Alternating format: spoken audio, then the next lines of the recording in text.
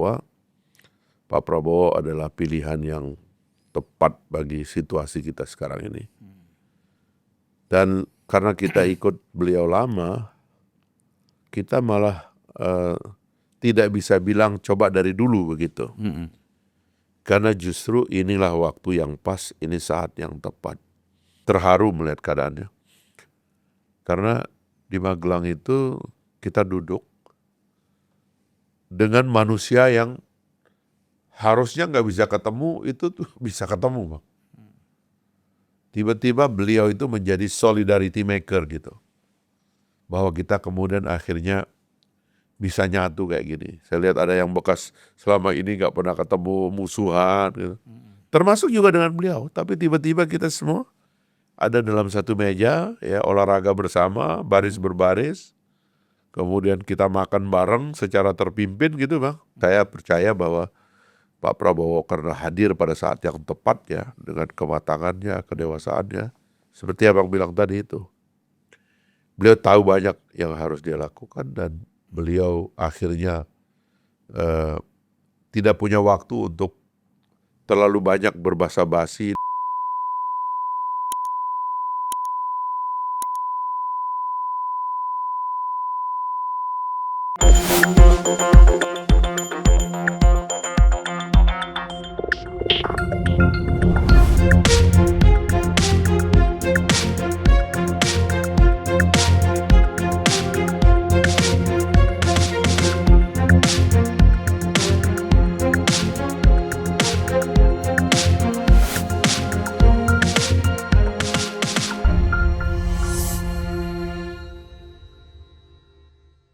Bismillahirrahmanirrahim. Assalamualaikum warahmatullahi wabarakatuh. Waalaikumsalam. Salam sejahtera buat kita semua. Salam juga untuk seluruh para penonton Unpacking Indonesia dimanapun berada. Baik di dalam negeri, di luar negeri, di desa, di kota, ya kan. Bahkan ada Di pesisir. Ada di pesisir, di Gunung Kidul juga ada kan. Penonton-penonton kita ini. Salam semua buat mereka. Dan salam juga untuk Bung Fahri Hamzah. Ya. Makasih Bang, diundang lagi. Ya, sudah lama nggak kesini. Ya. Karena setiap kita undang sibuk sekali mengurusin perumahan ini ya. Ya, satu yang kedua, orang di eksekutif tuh nggak boleh banyak ngomong. Ya, kerja. Harus lebih banyak kerja. Ya. Tapi ini kan udah lama banget nggak ngomong. Ya, betul. Sejak malah sebelum dilantik jadi wamen sampai sekarang udah berapa bulan nih? 3 bulan ya, 100 hari ya. 100 hari. Ya, udah 4 bulan lah. Ya, ini waktunya lah untuk ini waktunya. Sharing-sharing. Nanti 4 bulan lagi kita undang lagi. 3 bulan lagi lah ya. 100 hari kedua ya. Bung Fahri, bagaimana sekarang ini kan banyak sekali rencana ya. Saya kira Bung Fahri melihat persoalan kenegaraan kita kan tidak hanya dari sudut program perumahan. Ya. Karena Bung Fahri ini kan memang tokoh masyarakat yang bicara bisa lebih luas dari sekedar perumahan. Ya. Nah, mungkin hal-hal yang lebih strategik bisa disampaikan. Ya, yang paling penting adalah memang refleksi kita tentang kehadiran seorang pemimpin itu memang harus cukup dalam, karena pemimpin adalah di antara faktor yang paling signifikan untuk merubah kehidupan kita ke depan. Itu sebabnya salah satu yang berhak menerima doa-doa kita kan adalah pemimpin. Iya. Karena kita tahu bahwa kalau pemimpin itu menjadi baik, ya keadaan kita juga jadi baik kan. Sehingga banyak ulama juga mengatakan kalau kita punya satu doa, yang doa itu kita percaya akan dikabulkan oleh Allah, maka kita doakan kebaikan bagi pemimpin. Yeah. Nah, ya kita satu doa, yang kedua tentu refleksinya dulu. Saya terus terang sebagai juru bicara tim kampanye Pak Prabowo dan mengenal Pak Prabowo cukup lama, Yang terus-menerus saya yakinkan diri saya adalah bahwa Pak Prabowo adalah pilihan yang tepat bagi situasi kita sekarang ini. Dan karena kita ikut beliau lama, kita malah tidak bisa bilang coba dari dulu begitu. Karena justru inilah waktu yang pas, ini saat yang tepat. Sehingga memang semua orang harus mencoba melihat bahwa kehadiran Pak Prabowo itu adalah sebagai faktor penting dalam lanskap dunia yang kata orang itu tidak baik-baik saja. Dalam situasi Indonesia seperempat abad setelah reformasi, di mana pergolakan internal kita cukup keras ya di bawah sistem demokrasi liberal yang kita miliki, tiba-tiba hadirlah seorang konsolidator kembali untuk mengingatkan kita tentang cita-cita besar dari pendirian bangsa ini dan rencana-rencana besar kita, gitu. Dan saya kira itu yang kita lihat, gitu. Narasi Pak Prabowo sejak kampanye pertama dulu sampai kemarin, sampai hari ini itu masih sama. Dan saya bersyukur karena setiap saya ketemu dalam sidang kabinet atau di luar sidang kabinet, kita bersyukur karena beliau tidak berubah. Beliau tetap dengan niatnya. Yang kalau kita rangkum, karena kita membaca hampir semua buku-bukunya yang lama ya. Sederhana aja kan pikiran beliau itu.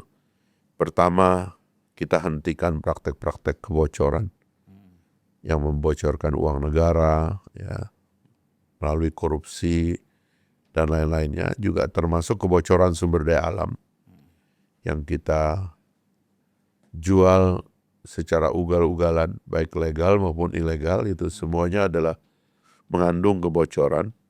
Itu yang pertama ya, sehingga dari situ berharap kita akan dapat banyak uang, banyak cash. Yang kedua adalah ya, mari kita perpendek jarak di antara orang kaya dan orang miskin. Dan itu beliau lakukan secara konsisten. Semua langkah-langkah yang beliau lakukan itu kentara sekali bahwa ini dalam rangka dua pikiran besar itu. Adapun yang lain-lainnya tentang terbentuknya masyarakat industri, kemudian cita-cita untuk mengejar pertahanan yang kuat, ya, untuk mencerdaskan kehidupan bangsa, ya, hilirisasi dan sebagainya, itu semua masuk dalam rencana besar itu. Dan sekali lagi setiap ketemu konsisten, nggak ada perubahan. Jadi roadmap kita itu menuju kemajuan, menjadi negara yang merdeka, maju, ya, adil dan makmur, itu kelihatan di depan kita gitu. Itu yang saya syukuri Bang, dan ini yang saya berharap kawan-kawan kita, terutama yang ikut Pak Prabowo, tentunya harus memperbaharui gitu kesadarannya bahwa ini kita dalam momen sejarah yang luar biasa. Memang kita sibuk Bang, luar biasa sibuknya, karena pengarahan beliau itu selalu membuat kita tuh nggak bisa tidur gitu, bahwa ini waktunya kita bekerja keras gitu. Nah, itu bagi teman-teman yang ada di dalam. Yang di luar saya kira juga harus belajar untuk melihat Pak Prabowo dari sisi yang lain gitu. Yang mungkin selama ini mereka mengkritik selama kampanye dan sebagainya. Tapi coba lihat, bayangkan kalau bukan Pak Prabowo dalam situasi rumit seperti ini. Karena itulah kemudian kadang-kadang ya saya melihat teman-teman yang berlebihan gitu ya, dalam mengkait-kaitkan ya, Pak Prabowo seolah-olah tidak akan mampu, akan dikendalikan oleh orang lain dan sebagainya. Itu saya kira itu pandangan-pandangan yang harus direvisi Bang, supaya lebih pas kita melihat keadaan kita ke depan ini. Itu Bang yang saya secara umum pandang keadaannya gitu. Ya, bahkan baru-baru ini Pak Prabowo itu melakukan satu pengarahan yang menurut saya positif sekali kepada Polri dan TNI. Ya, Bahwa bukan masanya lagi kita sekarang main-main, orientasinya juga harus berubah dengan pembiayaan dari rakyat, orientasi harus berubah menjadi betul-betul pelindung rakyat. ya. Dan juga kepada birokrasi kan. Ya. Problem kita ini kan birokrasi, sampai Pak Prabowo tuh menggunakan bahasa yang sangat populer yang biasa digunakan. Birokrasi ini jangan mempersulit yang mudah, ya kan? Sebenarnya bisa dipermudah, kenapa harus dipersulit? Iya. Nah, sampai keluar kata-kata seperti itu. Iya. Nah, ini kan semuanya semangat perubahan sebenarnya. Betul. Cara kerja, mentality. Ya. Nah, Bung Parry melihat ini seperti apa nih? Ya, mungkin kalau kita mengenal Pak Prabowo ya, dari awal ya inilah pikiran-pikiran yang menggelayuti beliau selama ini gitu. Dan tinggal tunggu momentum kapan beliau ada di pucuk kepemimpinan dan dia melakukannya secara masif, Bang. Ya kayak misalnya sekarang penghematan kan. Itu dahsyat, Bang. Termasuk saya kaget juga tuh penyetopan ekspor gas itu ke Malaysia, Singapura ya.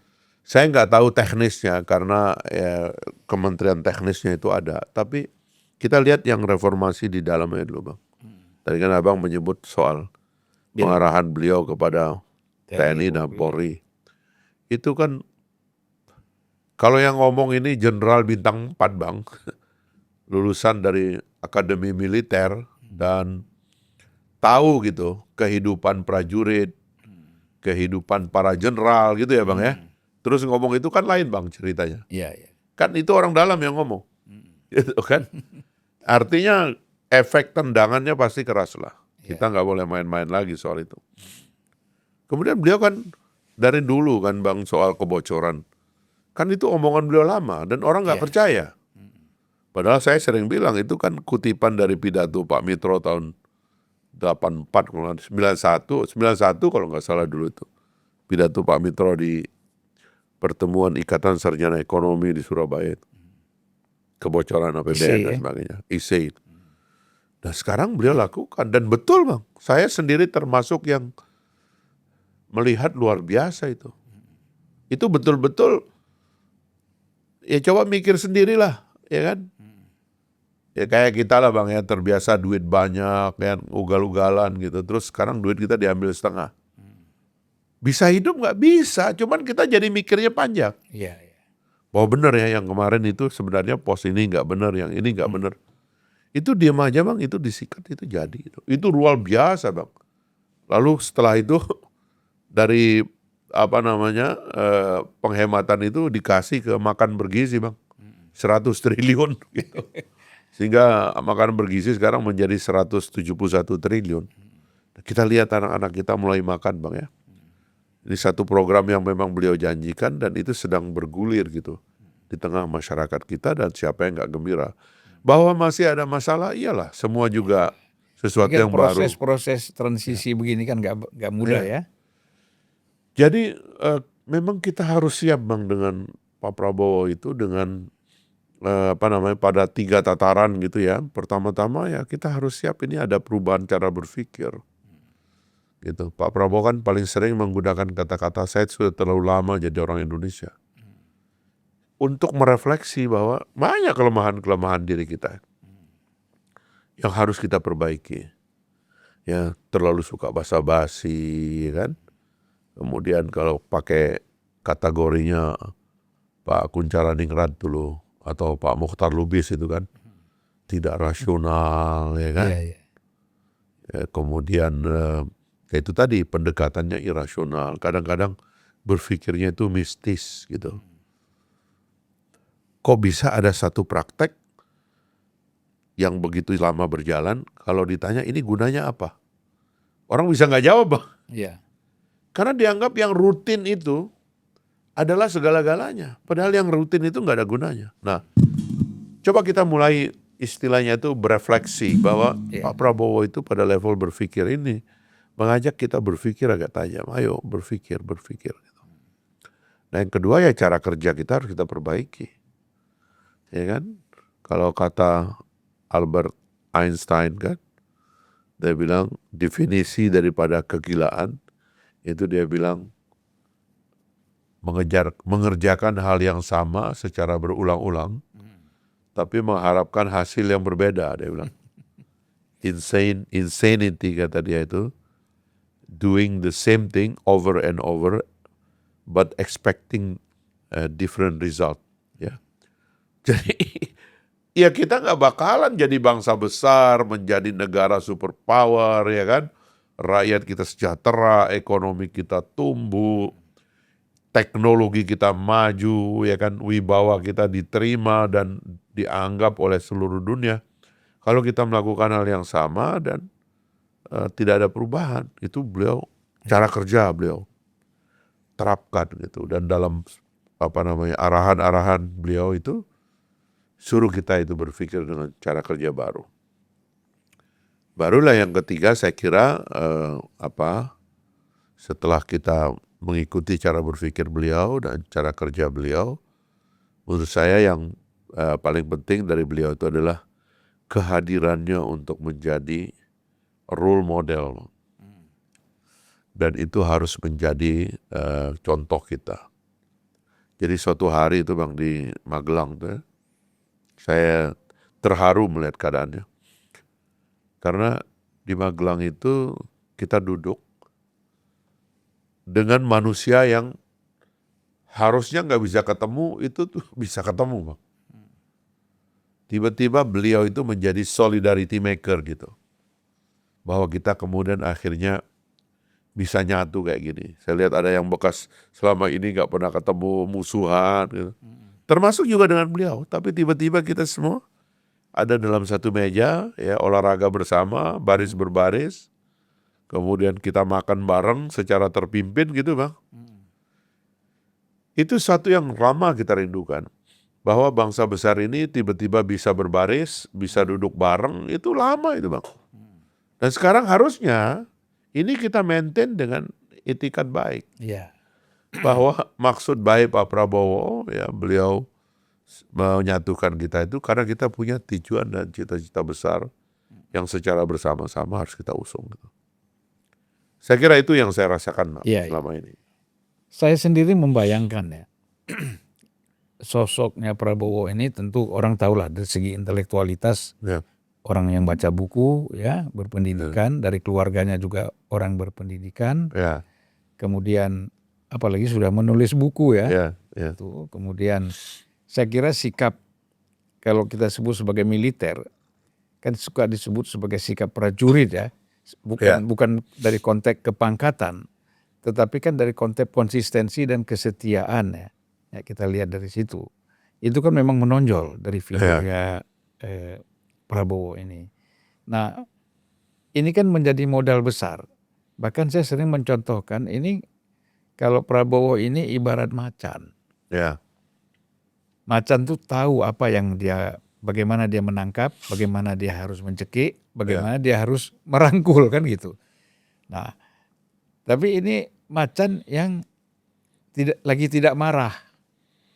Yang lagi ingin mengayomi kan, kalau bekerja sama. Jangan bikin dia marah gitu loh. Jangan bikin dia kesel. Ya kan, oleh karena itu tadi konsolidasi semuanya itu kan memang harus ada berjalan secara continuity ya. Nah, supaya kukunya nggak keluar gitu loh. Betul. Ya, jadi itu yang saya lihat dari figurnya ini. Kalau Bung melihatnya gimana? Ya memang kan itu yang saya bilang ya, kita bersyukur sekarang tiba-tiba langsung punya presiden yang teruji dalam sejarah, berpengalaman, dan umurnya itu Bang, sama dengan umur dari pemimpin-pemimpin yang senior di dunia ini. Beliau lebih muda 3 tahun dari Pak Anwar Ibrahim kalau nggak salah ya. Di tetangga kita di Malaysia. Mungkin kemarin dengan Biden beliau jauh lebih muda. Ya mungkin dengan Trump ini setahu saya lebih muda dari Trump ya, atau sama lah mungkin dengan Trump. Dengan Lula ya kan.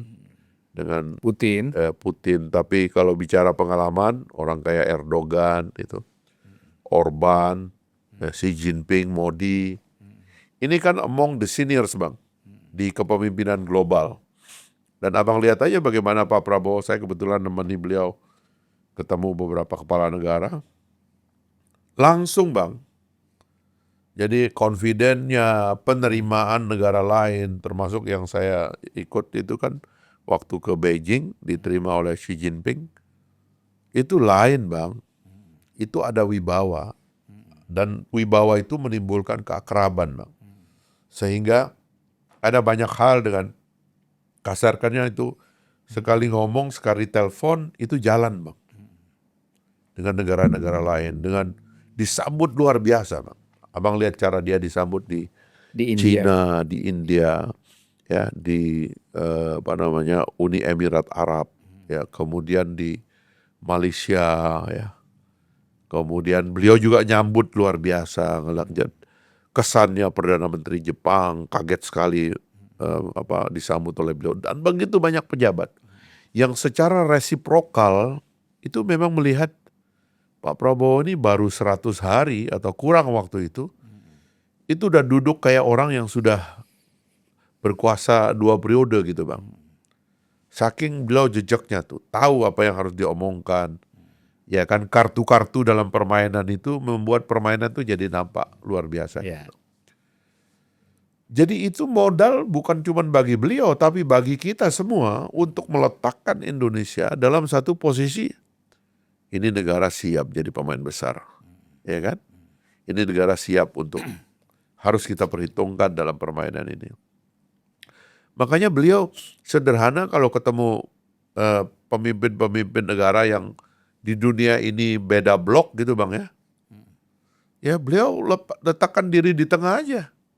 Kami menjalankan mandat rakyat dan kami tujuannya cuma bikin sejahtera rakyat. Rakyat kami diakui oleh beliau waktu forum APEC G20. Beliau akui masyarakat kami masih banyak yang miskin. Kami perlu memberi makan kepada anak-anak, ya kan, dan seterusnya dan seterusnya. Itu beliau katakan dan beliau akui dan membuat orang lain menerima. Kalau beliau dekat dengan China, yang anti China jangan marah. Kalau beliau kemudian diakrab, diterima di Eropa, yang mungkin yang anti Eropa nggak terima, karena ini semua adalah dalam rangka menjalankan misi rakyat. Dan Pak Prabowo capable untuk itu, untuk berbicara on behalf daripada rakyatnya sendiri. Bukan kemudian kayak kemarin masuk BRIC begitu kan, orang khawatir. Beliau bilang ya kita cuma mau cari pasar tambahan. Kita cuma mau cari teman yang lebih banyak untuk mensejahterakan rakyat. Salahnya apa? Kata beliau kan. Mau perang apa? Nggak ada gunanya itu perang. Ini rakyat kita susah bos. Ya kan? Kita bangun rakyat kita biar mereka nggak miskin, punya pekerjaan, punya kehidupan yang layak. Itu aja kerjaan kita. Ngapain ngomong blok politik lah, permusuhan, perang segala macam. Itu omong kosong Bang. Itu kekeliruan-kekeliruan dalam bernegara gitu. Meskipun beliau seorang tentara, civis pacem parabellum. Kalau orang mau damai, siapkan perang. Beliau tahu juga rumus itu. Tapi kita punya masalah esensial. Nggak ada negara yang bisa kuat kalau rakyatnya susah Bang. Karena itu rakyatnya harus diperbaiki hidupnya, dan itu hanya mungkin kalau negaranya berbuat profesional, berbuat adil, ya, berhemat, fokus, tajam. Nah itulah yang beliau kejar hari-hari ini Bang, yang kita mesti memberikan ya kita bersyukur kita punya Pak Prabowo sekarang ini gitu Bang. Ya kalau menurut Bung Fahri ya itu tadi kan semangatnya ya, kemudian harapan kita, bahkan sebagian mungkin sudah terwujud ya, walaupun belum banyak. Ya. Nah apa kendala-kendala yang kita hadapi ini apa sebenarnya? Ya, kalau kita mengidentifikasi Bang, kira-kira paling tidak ada 3 masalah. Pertama-tama, dalam 25 tahun terakhir ini kita shifting kan dari kultur masyarakat terpimpin yang bahkan disebut otoriter gitu, kepada masyarakat bebas yang cenderung liberal gitu. Jadi ada semboyan dulu almarhum Pak Adi Sasono bilang, sekarang ini sekali merdeka, merdeka sekali katanya gitu.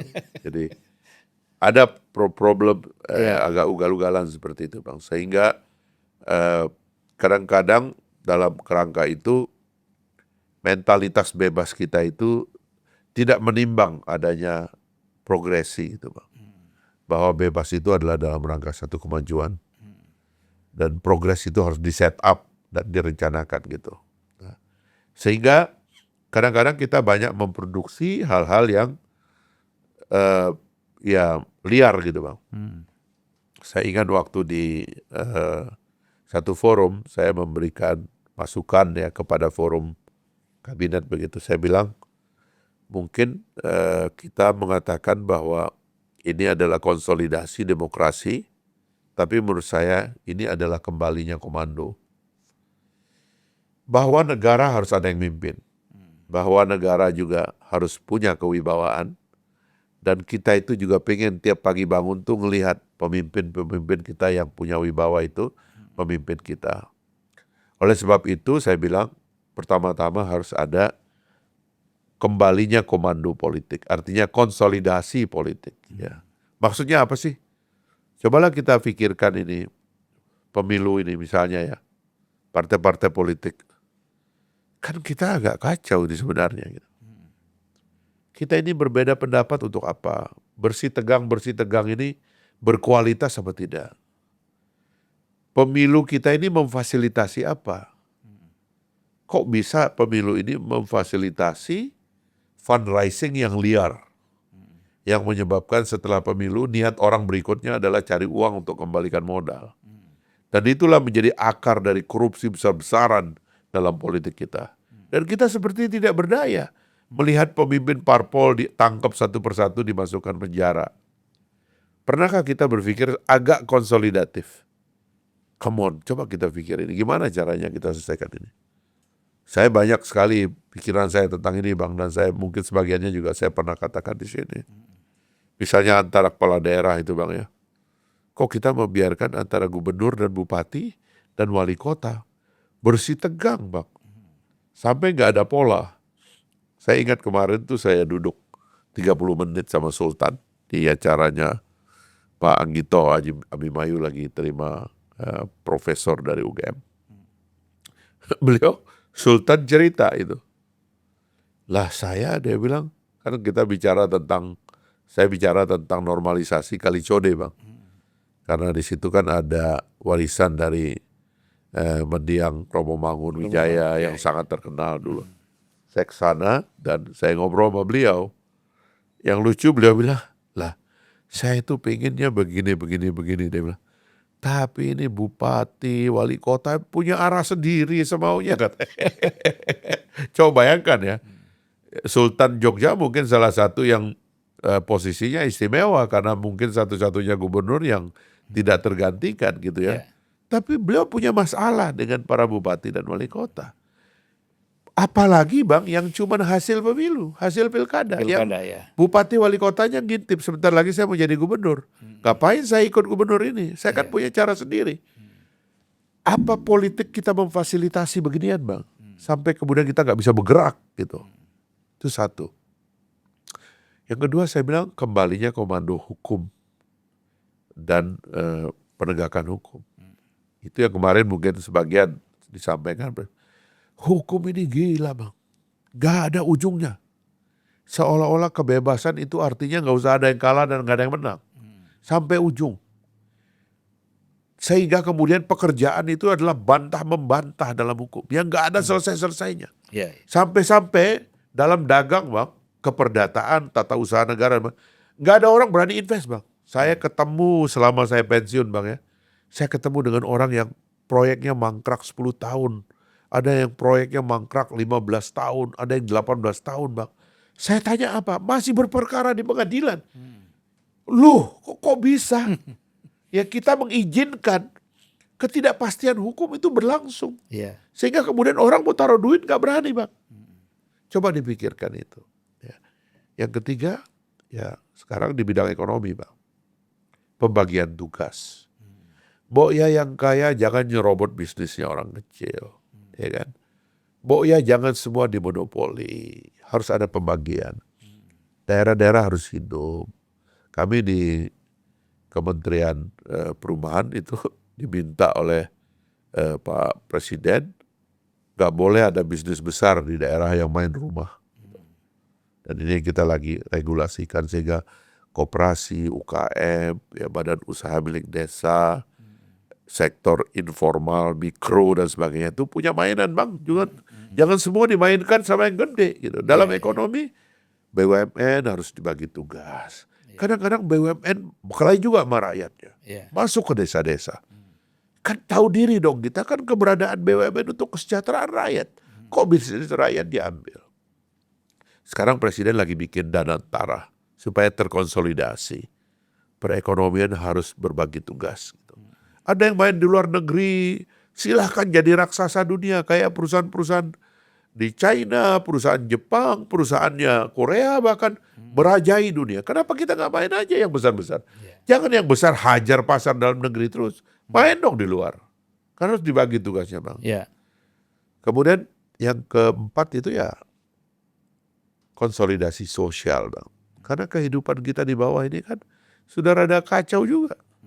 Judi online ya kan? Dan segala macam praktek sosial yang sudah mulai mengganggu konsolidasi kita secara nasional. Nah, itu saya katakan bang untuk memberikan makna bahwa kehadiran Pak Prabowo itu ya kira-kira kita mesti atur kembali negara ini.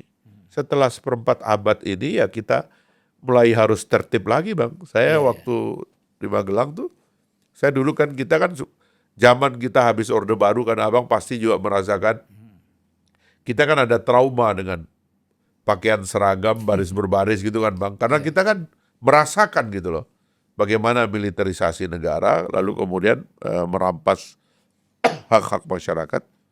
Tapi saya sadar bahwa memang secara simbolik ketertiban memang harus kembali diajarkan.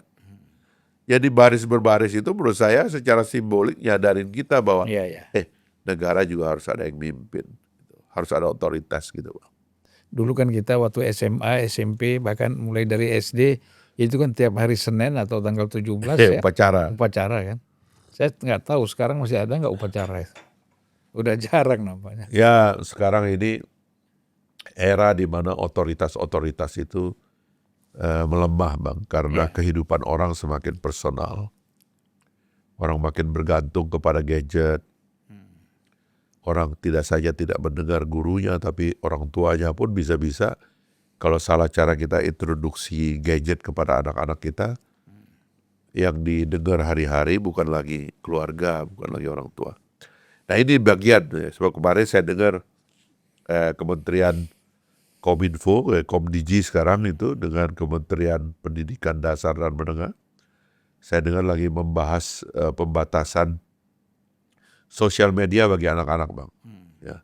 Sebab anak-anak itu kalau sudah disetrap oleh sosial media itu hilang kehidupan keluarganya bang. Bahkan hilang kehidupan sosial realnya yang nyata. Dia masuk ke dunia maya tiba-tiba dia kenal jutaan orang yang dia sendiri tidak tahu itu siapa. Ini hal-hal yang bisa merusak konsolidasi sosial kita di masa yang akan datang gitu. Ya jadi memang problem kita ini tidak mudah ya. Apalagi waktu 5 tahun itu sebenarnya nggak cukup. Untuk melakukan konsolidasi yang begitu banyak. Dari sosial, pendidikan, ekonomi, politik, hukum, kan itu banyak sekali. Dan ini tidak mungkin bisa diselesaikan oleh presiden sendiri. Tentu diharapkan bahwa pembantu-pembantunya di dalam kabinet ini memang juga harus punya ritme yang sama kan untuk melakukan perubahan-perubahan ini. Kalau nggak sama ini kan kacau. Ada yang stuck. Bahkan bukan hanya stuck, berlawanan kan. Nah, itu Bung Fahri. Iya, betul. Makanya saya katakan di awal tadi bang, yang harus menyadari leadership Pak Prabowo ini adalah kita sendiri yang berada di dalam. Supaya kita mengambil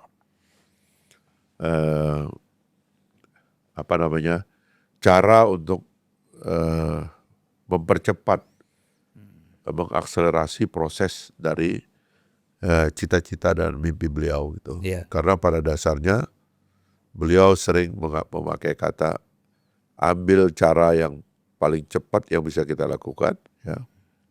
Itu bukan melanggar hukum, tapi beliau bilang kalau hukumnya menghambat kita bikin hukum baru, gitu. Kalau institusinya menghambat kita perbaiki institusinya atau kita bikin institusi baru. Bahkan beliau mengatakan kalau personalianya atau orangnya yang menghambat ya kita cari orang baru kan begitu. Tapi semua itu adalah akumulasi dari keinginan baik atas cita-cita besar yang ada tadi itu. Dan saya kira saya percaya dan saya termasuk yang sebenarnya ingin Pak Prabowo itu dalam sistem kita 5 tahunan ini Bang ya. Saya termasuk yang menginginkan beliau itu bertahan 2 periode Bang. Iya. Karena sepertinya sekarang ini menjadi syarat dari satu konsolidasi. Pemimpin-pemimpin yang membuat dan membawa negaranya pada kekuatan sekarang ini juga karena ada luxury of time untuk memimpin agak lama. Gitu. Kita bicara China, kita bicara Turki, kita bicara Rusia, kita bicara kemarin tuh Jerman waktu zaman Merkel. Kemudian Hungaria itu ada Orban dan lain-lain. Oleh media-media barat ini dikritik sebagai pemimpin-pemimpin otoriter. Simply karena dia agak lama bertahan, yang sebenarnya oleh konstitusi negaranya diizinkan gitu. Nah saya kira juga, saya membayangkannya begitu dan saya percaya bahwa Pak Prabowo karena hadir pada saat yang tepat ya, dengan kematangannya, kedewasaannya, seperti Abang bilang tadi itu. Beliau tahu banyak yang harus dia lakukan dan beliau akhirnya tidak punya waktu untuk terlalu banyak berbasa-basi dengan beliau kadang-kadang sering mengatakan sudahlah diskusi seminar kan kita sudah tahu jawabannya, kerjakan aja lah kan kira-kira gitu. Waktu beliau mengatakan kerjakan aja itu bukan berarti kita tanpa argumen. Artinya akumulasi argumennya harus kita siapkan. Regulasinya kita siapkan, institusinya kita siapkan, lalu baru mobilisasi sumber daya dan dana kita lakukan. Dan beliau selalu bilang dananya ada. Apalagi beliau dengan melakukan penghematan, benar ada dananya Bang. Jadi saya kira kalau ini bisa kita tangkap dengan baik Bang ya, ini akan cepat kita mengalami perubahan. Saya percaya ini adalah waktu bagi Indonesia. Ya, the time is coming. Ya, now itu seluruh dunia sekarang melihat Indonesia dan menghormati Indonesia dan menganggap Indonesia on the way ya, menjadi negara yang salah satu yang paling kuat nanti di dunia ini memimpin secara ekonomi, politik dan teknologi. Ya, karena itu perlu keseriusan Bang, perlu ketekunan juga untuk berjalan pada rel yang Bapak Presiden inginkan ini. Jadi harus memang leadership ini penting ya. Dan ini harus dipahami oleh semua yang berada di dalam pemerintahan. Ini bukan sekedar komando, tapi ini leadership, ya kan? Jadi dengan berbagai macam kualifikasinya, dengan kualitasnya dan dengan berbagai problem kan gitu. Baik Bung Fahri. Siap. Saya kira banyak sekali yang sudah disampaikan dan saya mengucapkan banyak terima kasih di tengah-tengah kesibukan ya, tapi masih menyempatkan waktu untuk hadir ya. Ya Bang. Nah mungkin Bung Fahri ada closing statement yang mau disampaikan. Ya, saya mohon maaf Bang jarang bisa Abang undang ini karena ya kita paham lah waktu ya. Kami dikasih kementerian baru Bang. Jadi dulu namanya PUPR. Tapi seperti Abang lihat 10 tahun terakhir, PU banyak sekali berorientasi kepada proyek-proyek besar, ya, yang perumahannya itu rada tertinggal. PUPR sudah melakukan banyak hal dan termasuk karena harus menyiapkan ibu kota baru dalam 5 tahun terakhir kan banyak sekali yang dilakukan. Tapi kemudian Pak Prabowo dengan timnya ya dan secara khusus membentuk Satgas Perumahan yang dipimpin langsung oleh Pak Hashim, mengusulkan lahirnya kementerian baru sebagai pecahan dari PUPR. PUPR dan lahirlah Kementerian Perumahan dan Kawasan Permukiman. Yang tadinya cuma 1 dirjen, sekarang kita punya 4 dirjen, 1 eselon 1, sekarang kita punya 10 eselon 1, Bang. Ada sekitar 39 dari 8 atau 7, eselon 2 sekarang jadi 39 dan seterusnya, Bang. Organisasi yang besar ya, yang cukup bisa diandalkan harusnya untuk menyelesaikan persoalan perumahan rakyat dan penataan kawasan permukiman yang ada di seluruh Indonesia yang mungkin harus lebih serius kita tangani. Nah, jadi kita bekerja, saya ada tahap-tahap untuk menyiapkan regulasinya, institusinya kita matangkan dulu ya. Baru kita siapkan bagaimana cara kita bergotong royong untuk memasifkan penyelesaian persoalan perumahan. Nah, ini kerja-kerja yang senyap, Bang, ya. Kita tidak bisa terlalu banyak bicara karena memang dapur kita belum kuat, Bang. Karena ini dapur baru ini. Iya. Ya itulah, Bang, makanya Abang WA berkali-kali saya belum bisa istilahnya oke kan gitu ya. Dan sekarang ya kita ngobrol, sekedar refleksi bahwa setelah 100 hari ini kita harus yakin Pak Prabowo adalah pemimpin yang tepat, kita on the right track, dan insya Allah kita akan mencapai kemajuan-kemajuan besar ke depan. Dan berita gembira juga buat rakyat bahwa justru Pak Prabowo ketika orang pesimis bahwa jatah rakyat mau dikurangi, beliau tambah. Gaji guru dinaikin, ya kan? Kemudian subsidinya ditambah, UMR dinaikkan, ya, makan bergizi bagi anak-anak beliau lancarkan. Bahkan beliau sangat ingin supaya dituntas tahun ini, ya. Dan yang lain-lain beliau tambah semuanya, termasuk pajak pun untuk masyarakat yang kecil itu tidak diteruskan begitu ya. Yang kaya yang mendapatkan sedikit tambahan pajak. Tapi itu menegaskan bahwa Pak Prabowo adalah orang yang tepat dan kita sedang mengendarai kendaraan yang sedang melaju kencang menuju masa depan gitu. Ya. Saya Jadi kira kita ini harus yakin ya. bahwa Prabowo tahu mana yang harus dia prioritaskan untuk ya. kepentingan bangsa dan negara ya. Ya. Baik Bung Fakhri, terima Terima kasih. Sampai jumpa lagi. Selamat, semoga sukses. Amin. Insyaallah. Terutama membangun 3 juta rumah itu ya tidak mudah, tapi insya Allah akan semuanya mendapatkan kemudahan. Amin. Untuk Ya Rabbal Alamin. ya. Assalamualaikum warahmatullahi wabarakatuh. Waalaikumsalam.